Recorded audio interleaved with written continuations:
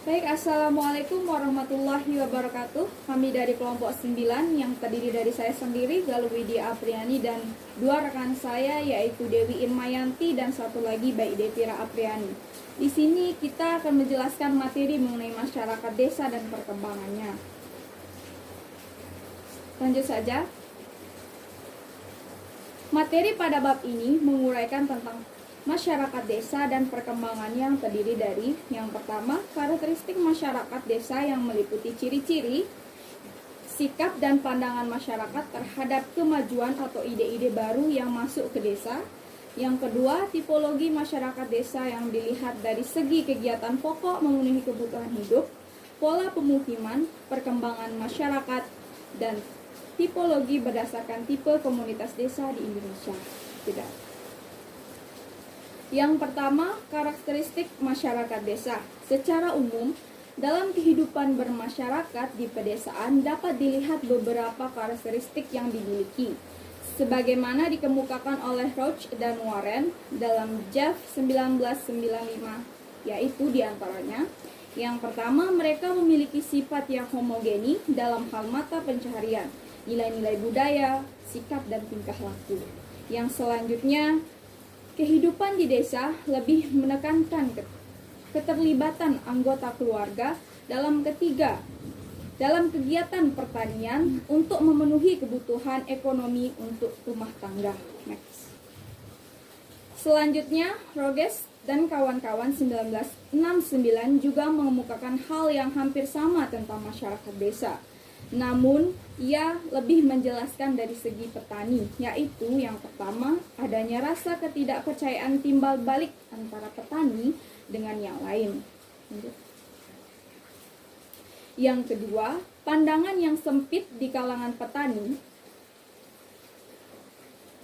Yang selanjutnya, ketergantungan dan curiga terhadap pemerintah.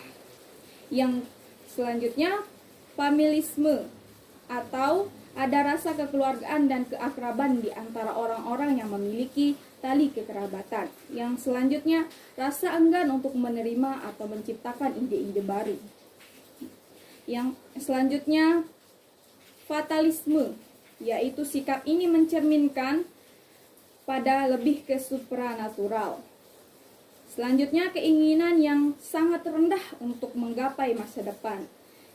Juga kekurangan atau ketiadaan sifat untuk dapat mengekang diri untuk mengorbankan kenikmatan sekarang demi pencapaian keuntungan yang lebih besar di masa depan.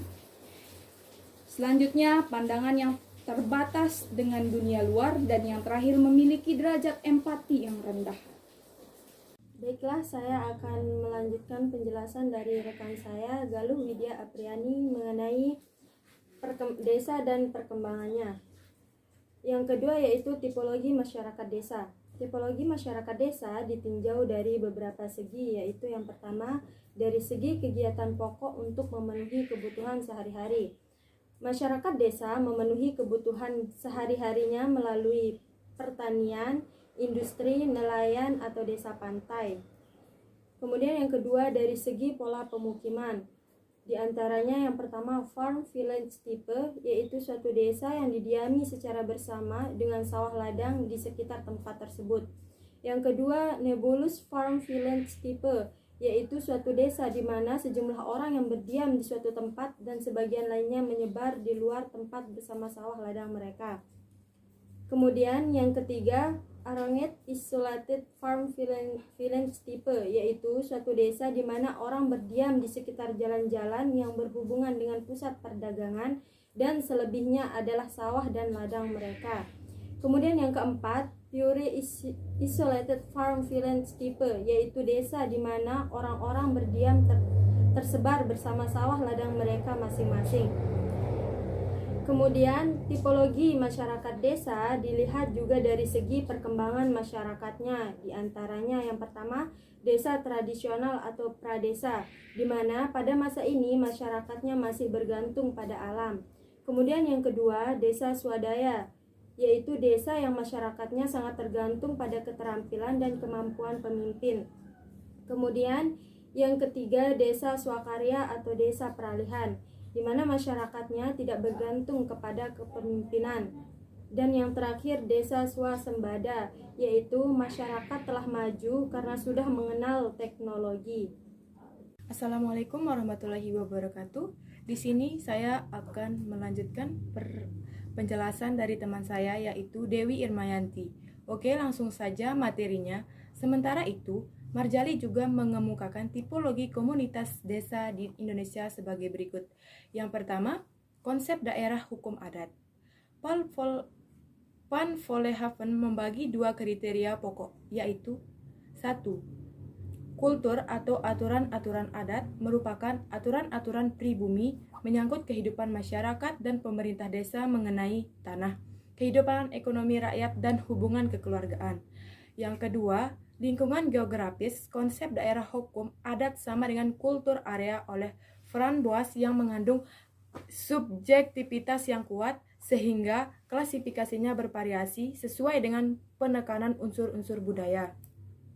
Yang kedua, konsep tipe sosiokultur. Cohen-Teraja-Ningrat membagi tipe ini menjadi 4, yaitu yang pertama, masyarakat yang hidup di desa-desa terpencil, struktural sosial sangat sederhana, berkebun ubi dan keladi yang dikombinasikan berburu dan meramu. Yang kedua, masyarakat hidup berhubungan dengan kota-kota kecil yang dibangun kolonial Belanda. Struktur sosial sudah agak kompleks, bercocok tanam padi di ladang dan di sawah. Yang ketiga, masyarakat desa yang hidup bercocok tanam padi sawah ladang. Struktur sosial sudah agak kompleks, punya hubungan dengan kota-kota kecil yang pernah menjadi pusat pemerintah kolonial Belanda dan mendapat pengaruh yang kuat oleh Islam, misalnya Aceh, Minangkabau, dan Makassar. Keempat, bercocok tanam padi di sawah. Struktur sosial agak kompleks, mempunyai hubungan dengan kota-kota bekas pusat kerajaan pribumi dan administrasi kolonial Belanda. C. Konsep jenis mata pencaharian hidup. AP meletakkan aspek produksi atau cara berproduksi dalam mengklasifikasikan masyarakat Indonesia. Sekian dari saya. Wabillahi taufiq wal hidayah. Assalamualaikum warahmatullahi wabarakatuh.